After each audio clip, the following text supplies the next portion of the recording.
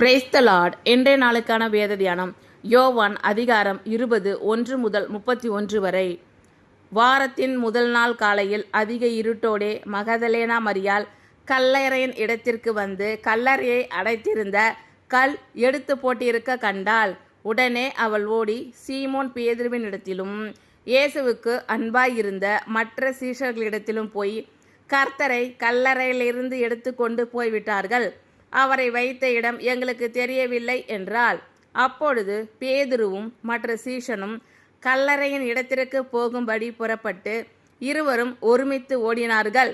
பேதுருவை பார்க்கிலும் மற்ற சீஷன் துரிதமாய் ஓடி முந்தி கல்லறையின் இடத்தில் வந்து அதற்குள்ளே குனிந்து பார்த்து சீலைகள் கிடைக்கிறதை கண்டான். ஆனாலும் அவன் உள்ளே போகவில்லை. சீமோன் பேதுரு அவனுக்கு பின்னே வந்து கல்லறைக்குள்ளே பிரவேசித்து சீலைகள் கிடைக்கிறதையும் அவருடைய தலையில் சுற்றியிருந்த சீலை மற்ற சீலைகளுடனே வைத்திராமல் தனியே ஒரு இடத்திலே சுருட்டி வைத்திருக்கிறதையும் கண்டான். முந்தி கல்லறையின் இடத்திற்கு வந்த மற்ற சீஷனும் அப்பொழுது உள்ளே பிரவேசித்து கண்டு விசுவாசித்தான். அவர் மரித்தோரிலிருந்து எழுந்திருக்க வேண்டும் என்கிற வேத வாக்கியத்தை அவர்கள் இன்னும் அறியாதிருந்தார்கள். பின்பு அந்த சீஷர்கள் தங்களுடைய இடத்திற்கு திரும்பி போனார்கள். மரியாள் கல்லறையின் அருகே வெளியே நின்று அழுது கொண்டிருந்தாள். அப்படி அழுது கொண்டிருக்கையில் அவள் குனிந்து கல்லறைக்குள்ளே பார்த்து இயேசுவின் சரீரம் வைக்கப்பட்டிருந்த இடத்திலே வெள்ளுடை தரித்தவர்களாய் 2 தூதர்கள் தலைமாட்டில் ஒருவனும் கால் மாட்டில் ஒருவனுமாக உட்கார்ந்திருக்கிறதை கண்டாள். அவர்கள் அவளை நோக்கி, ஸ்திரீயே, ஏன் அழுகிறாய் என்றார்கள். அதற்கு அவள், என் ஆண்டவரை எடுத்து கொண்டு போய்விட்டார்கள், அவரை வைத்த இடம் எனக்கு தெரியவில்லை என்றாள். இவைகளை சொல்லி பின்னாக திரும்பி இயேசு நிற்கிறதை கண்டாள். ஆனாலும் அவரை இயேசு என்று அறியாதிருந்தாள். இயேசு அவளை பார்த்து, ஸ்திரீயே, ஏன் அழுகிறாய், யாரை தேடுகிறாய் என்றார். அவள் அவரை தோட்டக்காரன் என்று எண்ணி, ஐயா, நீர் அவரை எடுத்து கொண்டு போனதுண்டானால் அவரை வைத்த இடத்தை எனக்கு சொல்லும், நான் போய் அவரை எடுத்து கொள்ளுவேன் என்றாள். இயேசு அவளை நோக்கி, மரியாளே என்றார்.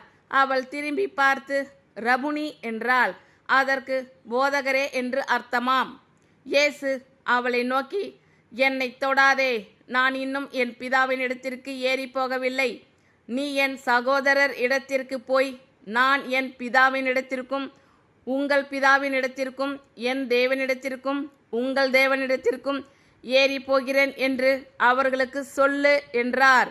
மகதலேனா மரியாள் போய் தான் கர்த்தரை கண்டதையும் அவர் தன்னுடனே சொன்னவைகளையும் சீஷருக்கு அறிவித்தாள். வாரத்தின் முதல் நாளாகிய அன்றைய தினம் சாயங்கால வேளையிலே சீஷர்கள் கூடியிருந்த இடத்தில் யூதர்களுக்கு பயந்ததினால் கதவுகள் பூட்டியிருக்கையில் இயேசு வந்து நடுவே நின்று, உங்களுக்கு சமாதானம் என்றார். அவர் இப்படி சொல்லி தம்முடைய கைகளையும் விலாவையும் அவர்களுக்கு காண்பித்தார். சீஷர்கள் கர்த்தரை கண்டு சந்தோஷப்பட்டார்கள். இயேசு மறுபடியும் அவர்களை நோக்கி, உங்களுக்கு சமாதானம் உண்டாவதாக, பிதா என்னை அனுப்பினது போல நானும் உங்களை அனுப்புகிறேன் என்று சொல்லி அவர்கள் மேல் ஊதி பரிசுத்த ஆவியை பெற்றுக்கொள்ளுங்கள். எவர்களுடைய பாவங்களை மன்னிக்கிறீர்களோ அவைகள் அவர்களுக்கு மன்னிக்கப்படும், எவர்களுடைய பாவங்களை மன்னியாதிருக்கிறீர்களோ அவைகள் அவர்களுக்கு மன்னிக்கப்படாதிருக்கும் என்றார். இயேசு வந்திருந்த போது 12 ஒருவனாகிய திதிமு என்னப்பட்ட தோமா என்பவன் அவர்களுடனே கூட இருக்கவில்லை. மற்ற சீஷர்கள் கர்த்தரை கண்டோம் என்று அவனுடனே சொன்னார்கள். அதற்கு அவன், அவருடைய கைகளில் ஆணிகளில் உண்டான காயத்தை நான் கண்டு அந்த காயத்திலே என் விரலை விட்டு என் கையை அவருடைய விலாவிலே போட்டால் ஒழிய விசுவாசிக்க மாட்டேன் என்றான். மறுபடியும் 8 நாளைக்கு பின்பு அவருடைய சீஷர்கள் வீட்டுக்குள்ளே இருந்தார்கள். தோமாவும் அவர்களுடனே கூட இருந்தான். கதவுகள் பூட்டப்பட்டிருந்தது. அப்பொழுது இயேசு வந்து நடுவே நின்று, உங்களுக்கு சமாதானம் என்றார். பின்பு அவர் தோமாவை நோக்கி, நீ உன் விரலை இங்கே நீட்டி என் கைகளை பார், உன் கையை நீட்டி என் விலாவிலே போடு, அவிசுவாசியாயிராமல் விசுவாசியாயிரு என்றார். தோமா அவருக்கு பிரதி உத்தரமாக, என் ஆண்டவரே, என் தேவனே என்றான். அதற்கு இயேசு, தோமாவே, நீ என்னை கண்டதினாலே விசுவாசித்தாய், காணாதிருந்தும் விசுவாசிக்கிறவர்கள் பாக்கியவான்கள் என்றார். இந்த புஸ்தகத்தில் எழுதியிராத வேறு அநேக அற்புதங்களையும் இயேசு தமது சீஷருக்கு முன்பாக செய்தார். இயேசு தேவனுடைய குமாரனாகிய கிறிஸ்து என்று நீங்கள் விசுவாசிக்கும்படியாகவும், விசுவாசித்து அவருடைய நாமத்தினாலே நித்திய ஜீவனை அடையும்படியாகவும் இவைகள் எழுதப்பட்டிருக்கிறது. வாரத்தின் முதல் நாள் காலையில் அதிக இருட்டோடே மகதலேனா மரியாள் கல்லறையின் இடத்திற்கு வந்து கல்லறையை அடைத்திருந்த கல் எடுத்து போட்டிருக்க கண்டாள். உடனே அவள் ஓடி சீமோன் பேதுருவினிடத்திலும் இயேசுவுக்கு அன்பாயிருந்த மற்ற சீஷனிடத்திலும் போய், கர்த்தரை கல்லறையிலிருந்து எடுத்து கொண்டு போய்விட்டார்கள், அவரை வைத்த இடம் எங்களுக்கு தெரியவில்லை என்றாள். அப்பொழுது பேதுருவும் மற்ற சீஷனும் கல்லறையின் இடத்திற்கு போகும்படி புறப்பட்டு இருவரும் ஒருமித்து ஓடினார்கள். பேதுருவை பார்க்கிலும் மற்ற சீஷன் துரிதமாய் ஓடி முந்தி கல்லறையின் இடத்தில் வந்து அதற்குள்ளே குடிந்து பார்த்து சீலைகள் கிடைக்கிறதை கண்டான். ஆனாலும் அவன் உள்ளே போகவில்லை. சீமோன் பேதுரு அவனுக்கு பின்னே வந்து கல்லறைக்குள்ளே பிரவேசித்து சீலைகள் கிடைக்கிறதையும் அவருடைய தலையில் சுட்டியிருந்த சீலை மற்ற சீலைகளுடனே வைத்திராமல் தனியே ஒரு இடத்திலே சுருட்டி வைத்திருக்கிறதையும் கண்டான். முந்தி கல்லறையின் இடத்திற்கு வந்த மற்ற சீஷனும் அப்பொழுது உள்ளே பிரவேசித்து கண்டு விசுவாசித்தான். அவர் மரித்தோரிலிருந்து எழுந்திருக்க வேண்டும் என்கிற வேத வாக்கியத்தை அவர்கள் இன்னும் அறியாதிருந்தார்கள். பின்பு அந்த சீஷர்கள் தங்களுடைய இடத்திற்கு திரும்பி போனார்கள். மரியாள் கல்லறையின் அருகே வெளியே நின்று அழுது கொண்டிருந்தாள்.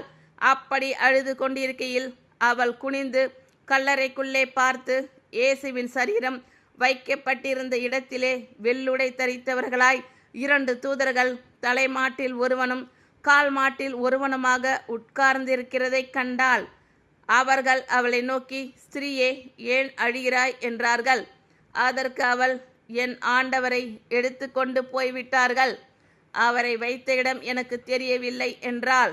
இவைகளை சொல்லி பின்னாங்க திரும்பி இயேசு நிற்கிறதை கண்டாள். ஆனாலும் அவரை இயேசு என்று அறியாதிருந்தாள். இயேசு அவளை பார்த்து, ஸ்திரீயே, ஏன் அழுகிறாய், யாரை தேடுகிறாய் என்றார். அவள் அவரை தோட்டக்காரன் என்று எண்ணி, ஐயா, நீர் அவரை எடுத்து கொண்டு போனதுண்டானால் அவரை வைத்த இடத்தை எனக்கு சொல்லும், நான் போய் அவரை எடுத்து கொள்ளுவேன் என்றாள். இயேசு அவளை நோக்கி, மரியாளே என்றார். அவள் திரும்பி பார்த்து ரபுனி என்றாள். அதற்கு போதகரே என்று அர்த்தமாம். இயேசு அவளை நோக்கி, என்னை தொடாதே, நான் இன்னும் என் பிதாவின் இடத்திற்கு ஏறி போகவில்லை. நீ என் சகோதரர் இடத்திற்கு போய், நான் என் பிதாவின் இடத்திற்கும் உங்கள் பிதாவின் இடத்திற்கும் என் தேவனிடத்திற்கும் உங்கள் தேவனிடத்திற்கும் ஏறி போகிறேன் என்று அவர்களுக்கு சொல்லு என்றார். மகதலேனா மரியாள் போய் தான் கர்த்தரை கண்டதையும் அவர் தன்னுடனே சொன்னவைகளையும் சீஷருக்கு அறிவித்தாள். வாரத்தின் முதல் நாளாகிய அன்றைய தினம் சாயங்கால வேளையிலே சீஷர்கள் கூடியிருந்த இடத்தில் யூதர்களுக்கு பயந்ததினால் கதவுகள் பூட்டியிருக்கையில் இயேசு வந்து நடுவே நின்று, உங்களுக்கு சமாதானம் என்றார். அவர் இப்படி சொல்லி தம்முடைய கைகளையும் விலாவையும் அவர்களுக்கு காண்பித்தார். சீஷர்கள் கர்த்தரை கண்டு சந்தோஷப்பட்டார்கள். இயேசு மறுபடியும் அவர்களை நோக்கி, உங்களுக்கு சமாதானம் உண்டாவதாக, பிதா என்னை அனுப்பினது போல நானும் உங்களை அனுப்புகிறேன் என்று சொல்லி அவர்கள் மேல் ஊதி பரிசுத்த ஆவியை பெற்றுக்கொள்ளுங்கள். எவர்களுடைய பாவங்களை மன்னிக்கிறீர்களோ அவைகள் அவர்களுக்கு மன்னிக்கப்படும், எவர்களுடைய பாவங்களை மன்னியாதிருக்கிறீர்களோ அவைகள் அவர்களுக்கு மன்னிக்கப்படாதிருக்கும் என்றார். இயேசு வந்திருந்தபோது 12 ஒருவனாகிய திதிமு என்னப்பட்ட தோமா என்பவன் அவர்களுடனே கூட இருக்கவில்லை. மற்ற சீஷர்கள் கர்த்தரை கண்டோம் என்று அவனுடனே சொன்னார்கள். அதற்கு அவன், அவருடைய கைகளில் ஆணிகளில் உண்டான காயத்தை நான் கண்டு அந்த காயத்திலே என் விரலை விட்டு என் கையை அவருடைய விலாவிலே போட்டால் ஒழிய விசுவாசிக்க மாட்டேன் என்றான். மறுபடியும் 8 நாளைக்கு பின்பு அவருடைய சீஷர்கள் வீட்டுக்குள்ளே இருந்தார்கள். தோமாவும் அவர்களுடனே கூட இருந்தான். கதவுகள் பூட்டப்பட்டிருந்தது.